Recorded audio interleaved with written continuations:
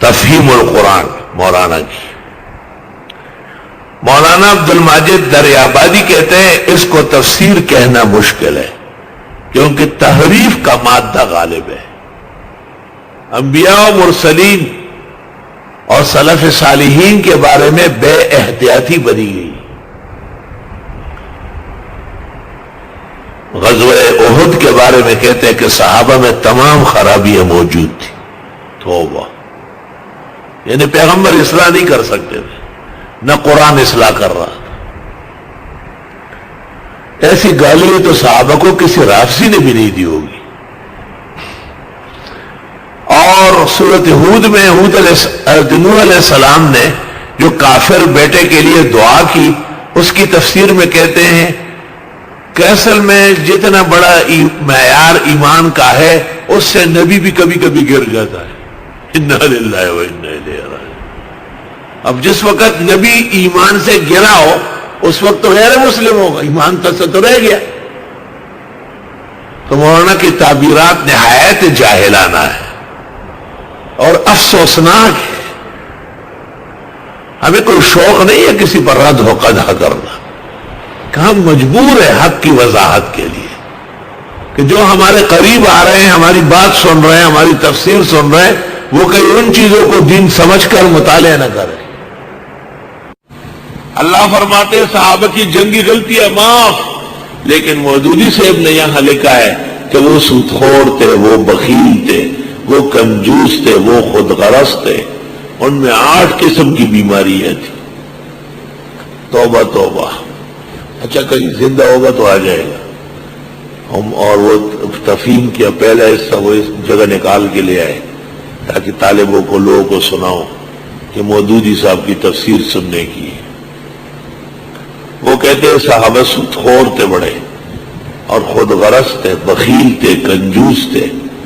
معاذ اللہ وہ برائیاں جو جماعت اسلامی کے ایک بدماش ورکر میں بھی نہیں ہوئی، وہ اللہ کے نبی کے صحابہ میں سب جمع کی.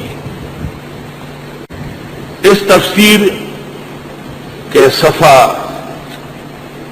6 پر یہ لکھتے ہیں، میں نے اس کتاب میں ترجمے کا طریقہ چھوڑ کر آزاد ترجمانی کا طریقہ اختیار کیا ہے.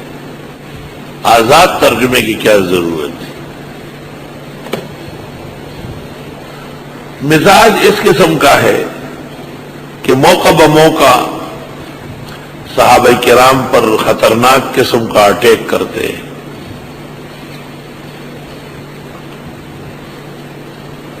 یہ تفہیمات ہے اور صفحہ 47 ہے. یہ ان کی ایک اور کتاب ہے تفہیمات جلد 2 اور اس کا صفحہ 47 ہے.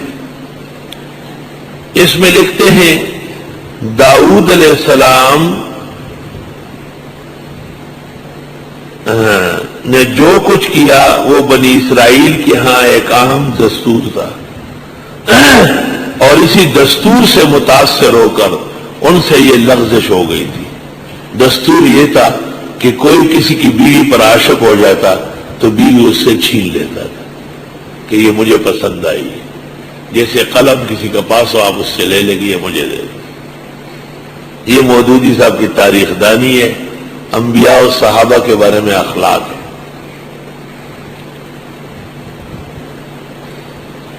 اس کا حاشیہ سننے کا ہے.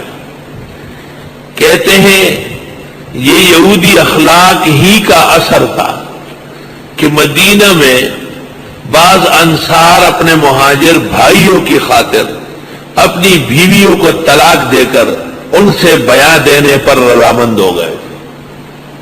وہ جو سعد ابن ربیع نے عبد الرحمن ابن عوف کو کہا کہ میری 2 بیویاں ہیں، ان میں سے ایک کو آپ پسند کر لے، میں طلاق دے دوں گا، جب عدت گزر جائے آپ اس سے نکاح کر لیں. مولانا کہتے ہیں یہ یہودی اخلاق کا اثر تھا. صحابہ کرام پر یہودیت غالب تھی معاذ اللہ. اور اللہ فرماتے وَيُؤْثِرُونَ عَلَىٰ أَنفُسِهِمْ وَلَوْ كَانَ بِهِمْ خَصَاصَةٌ.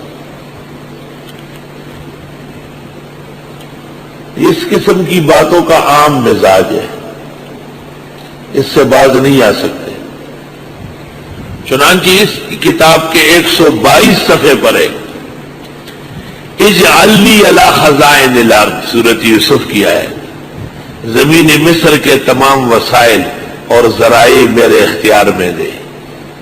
یہ محض وزیر مالیات کے منصب کا مطالبہ نہیں تھا جیسے کہ بعض لوگ سمجھتے ہیں، بلکہ یہ ڈکٹیٹرشپ کا مطالبہ تھا، اور اس کے نتیجے میں سیدنا یوسف علیہ السلام کو جو پوزیشن حاصل ہوئی وہ قریب قریب وہی پوزیشن تھی جو اس وقت اٹلی میں مسولینی کو حاصل ہے، اس فرق کے ساتھ کہ اٹلی کا بادشاہ مسولینی کا معتقد نہیں، محض اس کی پارٹی کے اثر سے مجبور ہے، اور مصر میں بادشاہ خود حضرت یوسف کا مرید ہو چکا تھا، ورنہ دونوں جو ہے مسولینی اور ڈکٹیٹر ہے معاذ اللہ۔ اب اس کی گرفت کا طریقہ یہ کہ آپ کہیں کہ مولانا مودودی جماعت اسلامی میں ڈکٹیٹرشپ کے قائل تھے، اور ان کی حیثیت مودودیوں کے وہی تھی جو مسولینی کی تھی، تو کوئی مودودی اس کو سننے کے لیے تیار نہیں، تو آپ کہیں کہ آپ اپنے ایک رہنما کے لیے یہ کلمات برداشت نہیں کرتے، تو اللہ کے معصوم پیغمبر کے لیے ایسے قبیح جملے کیسے بے ادبی کے پاداش میں نہیں آئیں گے۔ ثم صرفکم عنہم، پھر پھیر دی اللہ نے تم سے فتح ان کی طرف، لیبتلیکم، تاکہ آزما لے تم۔ قرآن کہتا ہے کہ جو تمہیں کہا لاؤ نا، کیا کر رہے تم؟ قرآن کہتا ہے کہ چونکہ پیغمبر کی بات نہیں مانی، حضرت نے تو کہا بیٹھے رہو درے میں ہر حال میں۔ یہ لوگ اٹھ کے آ گئے، سب نہیں، 38، 50 میں سے، اور 12 رہ گئے تھے، عبداللہ ابن جبیر بھی رہ گئے تھے، لیکن وہ کم ہو گئے، ادھر سے مشرکین کا بڑا گروہ آیا، ان کو شہید کیا۔ مودودی صاحب نے ایک تو یہ بات کہی ہے کہ احد میں شکست ہوئی ہے، اہل اسلام اس کو نہیں مان رہا ہے، وہ کہتے شکست عارضی تھی، اگر شکست ہوئی ہوتی تو پھر صحابہ زندہ رہتے تو مدینے میں آ جاتے، اور وہ بھاگے۔ وَلَقَدْ عَفَا عَنْكُمْ، اور البتہ تحقیق معاف فرمایا تم کو،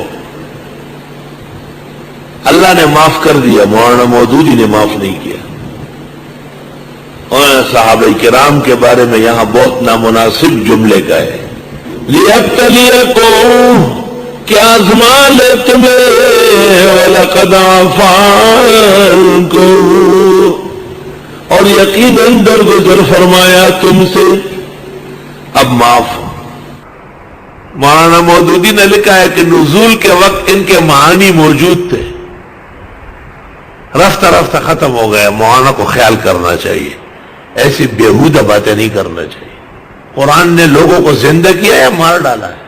قرآن کی وجہ سے تو جو ختم ہونے والے تھے وہ زندہ رہے۔ علماء کہتے ہیں اگر توریت، زبور، انجیل کا ذکر قرآن میں نہ ہوتا کوئی جانتا ہی نہیں ہونا۔ وَمُهَيْمِنًا عَلَيْهِ، یہ کتاب تو ان کا محافظ ہے۔ نہایت فحش غلط بات کہی گئی، تفہیم